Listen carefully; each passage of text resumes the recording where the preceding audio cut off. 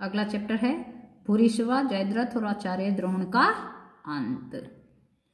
उधर अर्जुन सिंधुराज जयद्रथ के साथ युद्ध कर रहा था और उसका वध करने के मौके की तलाश में था। इतने में भूरिश्रवा ने सात्यकी को ऊपर उठाया और जमीन पर जोर से दे पटका। कौरव सेना जोरों से कोलाहल कर उठी। सात्यकी मारा गया। अर्जुन ने देखा कि मैदान में मृत से पड़े सात्यकी को भूरिश्रवा घसीट रहा है। ये देखकर तो अर्जुन भारी असमंजस में पड़ गया। उसे कुछ नहीं सूझा क्या किया जाए। वो श्री कृष्ण से बोला, कृष्ण, भूरिश्रवा मुझसे लड़ नहीं रहा है, दूसरे के साथ लड़ने वाले पर मैं कैसे बाण चलाऊं। अर्जुन इस प्रकार श्री कृष्ण से बातें कर ही रहे थे कि इतने में जयद्रथ द्वारा छोड़े गए बाणों से सारा आकाश में छा गए। इस पर अर्जुन ने बातें करते करते ही जयद्रथ पर बाणों की बौछार जारी रखी। जैसे ही अर्जुन ने सात्यकी की ओर मुड़कर देखा तो पाया कि सात्यकी जमीन पर पड़ा हुआ था और भूरिश्रवा उसके शरीर को एक पांव से दबाकर और दाहिने हाथ में तलवार लेकर उस पर वार करने को उद्यत ही था।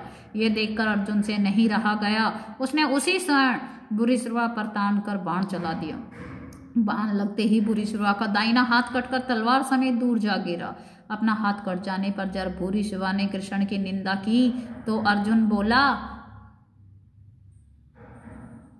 वृद्ध भूरिश्रवा, तुमने मेरे प्रिय मित्र सात्यकी का वध करने की कोशिश की और वह भी उस समय जबकि वो घायल और अचेत सा होकर जमीन पर निशस्त्र पड़ा हुआ था।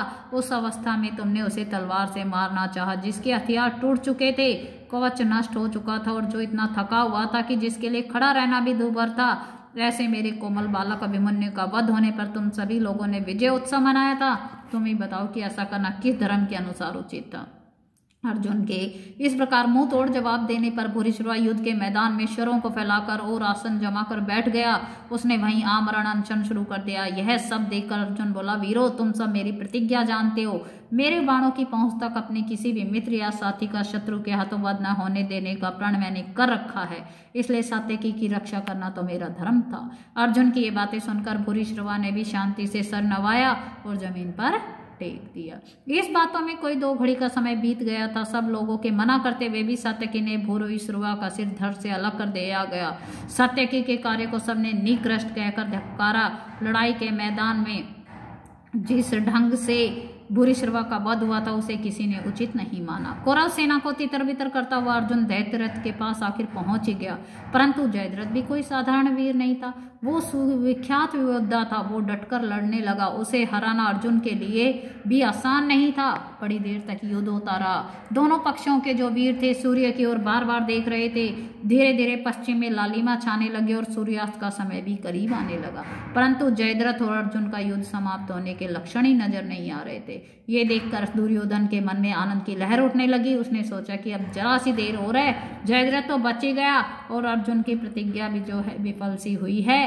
जयद्रथ ने भी पश्चिम की ओर देखते हुए मन में कहा, चलो प्राण बचे।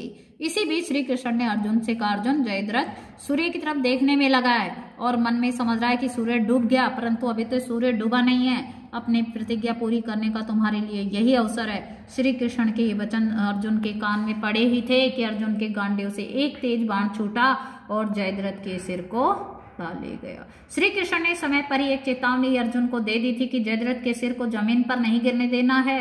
अर्जुन ने ऐसा ही किया। जयद्रथ के पिता राजा वृषक्षत्र अपने आश्रम में बैठे संध्या वंदना कर रहे थे कि इतने में जो जयद्रथ का सर था उनकी गोद में ही जाकर गिर गया।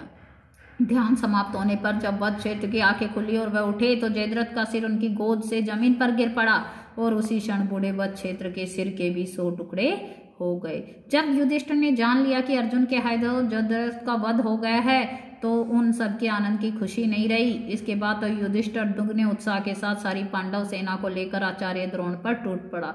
14वें दिन का युद्ध केवल सूर्यास्त तक ही नहीं हुआ बल्कि रात को भी होता रहा। घटोत्कच भीमसेन का हिडिंबा से उत्पन्न पुत्र था।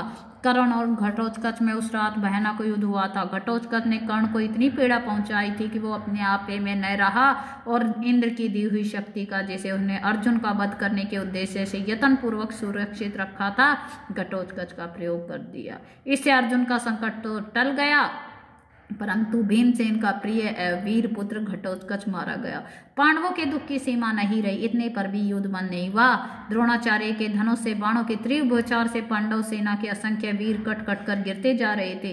ये देखकर श्री कृष्ण अर्जुन से बोले, अर्जुन, इस कुचक्र रचकर ही इसको परास्त करना होगा। आज अगर परास्त ना हुए तो ये हमारा सर्वनाश कर लेंगे। इसलिए किसी को आचार्य के पास जाकर ये खबर पहुंचानी चाहिए कि अश्वत्थामा मारा गया। युधिष्ठिर ने काफी सोच विचार के बाद कहा कि यह पाप मैं अपने ऊपर ही लेता हूँ। इस व्यवस्था के अनुसार जो भीम है ने गदा प्रहार से अश्वत्थामा नाम के एक भारी लड़ाके हाथी को मार डाला। फिर द्रोण की सेना के पास जाकर जोर से चिल्लाने लगा, मैंने अश्वत्थामा को मार डाला है। उधर युद्ध करते हुए द्रोणाचार्य ब्रह्मास्त्र का प्रयोग करना ही चाहते थे कि उन्होंने सुना कि उनका पुत्र अश्वत्थामा मारा गया। वे विचलित हो गई। साथ ही उन्हें इस बात की सच्चाई पर भी शक हुआ। उन्होंने युधिष्ठिर से पूछा। आचार्य द्रोण को विश्वास था कि युधिष्ठिर झूठ नहीं बोलेंगे। युधिष्ठिर असत्य बोलते हुए डरे, पर विजय प्राप्त करने की लालसा से किसी तरह जी कड़ा करके उन्होंने कह दिया कि जोर से कहा, हाँ, अश्वत्थामा मारा गया। परंतु ये कहते कहते अंत में धीमे स्वर में यह भी कह दिया, मनुष्य नहीं हाथी। इसके साथ ही भीम तथा अन्य पांडवों ने जोरों से शंखनाद और सिंहनाद कर दिया, जिससे युधिष्ठिर के अंतिम वचन उस शोर में खत्म हो गए। युधिष्ठिर के मुंह से यह सुनते ही चारों ओर हाहाकार मच गया और उसी हाहाकार के बीच धृष्टद्युम्न ने ध्यान मग्न आचार्य की गर्दन पर खड़ग से जोर का वार किया। आचार्य द्रोण का सिर तत्काल ही धड़ से अलग होकर गिर पड़ा।